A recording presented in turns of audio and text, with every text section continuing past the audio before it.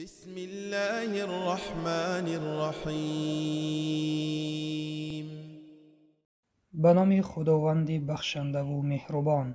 حمد و ثنا الله را که ماه شریف رمضان را از بهترین ماه‌ها قرار داد و شب قدر را از بهترین شب‌ها، و درود و سلام به پیامبر و به آل و اصحابشان. السلام علیکم و رحمت الله و برکاته. برادر و خواهر مؤمنم، علیم میگوید: کن عبدا لله ولا تکن عبدا لرمضان، یعنی بنده الله باش و بنده رمضان مباش. بنده الله بودن این معنای آن را دارد که همه وقت اطاعت کردن از فرمانهای خداوند و دوری جستن از منع کرده های او، نه تنها در ماه شریف رمضان بلکه در تمام سال، تا آن دمی که جان در بدن داریم. یکی از خطاگی بعضی از برادران و خواهران مسلمان این است که عبادتها را تنها در ماه رمضان انجام می دهند و همین که ماه رمضان به آخر رسد، آنها طاعت و عبادتها را در دیگر ماه‌ها دوام نمی دهند. این گونه نفران را علمای اسلام بندگان رمضانی نامیدند. این خطای بزرگ می باشد. خداوند را در همه وقت، در آن ساعتی که وقتی نماز آمد، باید او را اطاعت کرده نمازهای خود را بجا آوریم، نه اینکه فقط نماز و دیگر عبادتها را تنها در ماه شریف رمضان انجام بدهیم.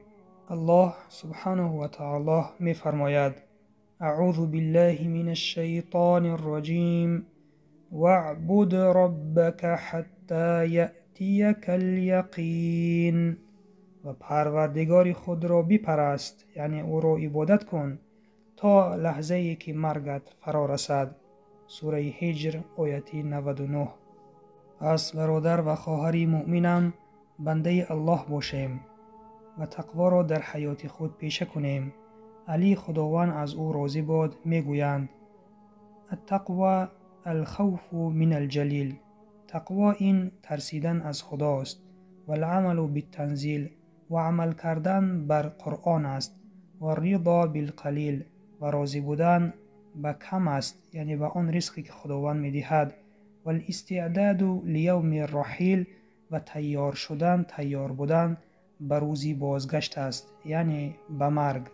پس در آن صورت ما بنده حقیقی دانسته می شویم اگر همه وقت از خداوند بترسیم و امرهای او را در تمام سال، در تمام عمر بجای آوریم و اینچنین به قرآن عمل کنیم و قناعتمند باشیم به آنچه که خداوند به ما رزق عطا کرده است و همه وقت تیار باشیم به روزی بازگشت، چون هیچ یکی از ما نمیداند کی روزش به آخر می رسد، کی عمرش به آخر می رسد، کی ساعت مرگش می آید.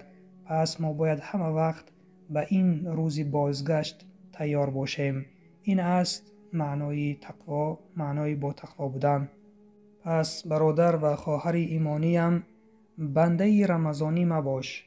رمضان یک فرصت است. خداوند در این ماه عبادتها را به یک چند مراتبه ثوابش را زیاد می کند و این ماه ماهی تقویت روح و جسم و بدن است. پس ما در این ماه باید تقویت بدهیم هم روح خود را هم جسم خود را، و تا رمضان آینده همه فرموده های خدا را در وقتش، در ساعتش بجای آوریم. این بود پایان موضوع امروزه. سبحانك اللهم و بحمدک، نشهد ان لا اله الا انت، نستغفرک و نتوب الیک. السلام علیکم و رحمت الله و برکاته.